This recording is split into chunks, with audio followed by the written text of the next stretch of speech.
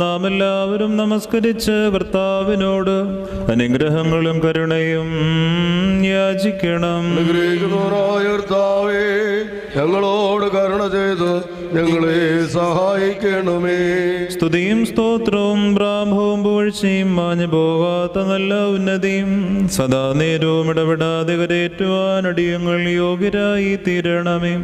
സ്വർഗത്തിൽ നിന്നിറങ്ങി വരികയും ദാവീദ് പുത്രിയിൽ നിന്ന് ജനിക്കുകയും ഗോകുൽത്തായിൽ വെച്ച് മുറിക്കപ്പെടുകയും വിശുദ്ധ സഭയിൽ വിഭജിക്കപ്പെടുകയും വിശ്വാസികളായ ജനങ്ങൾക്ക് നൽകപ്പെടുകയും ജീവനുള്ളവരെയും മരിച്ചവരെയും ആനന്ദിപ്പിക്കുവാൻ മതിയാവുകയും ചെയ്ത ജീവന്റെ അപ്പമായ കർത്താവിന് ദൈവികമായി സ്തോത്രബലി അർപ്പിക്കപ്പെടുന്ന ഈ സമയത്തും സകല പെരുന്നാളുകളിലും നേരങ്ങളിലും കാലങ്ങളിലും അടിയങ്ങളായുസ്സോടുകൂടിയിരിക്കുന്ന ദിവസങ്ങളൊക്കെയിലും സ്തുതിയും ബഹുമാനവും ആരാധനയും യോഗ്യമാകുന്നു.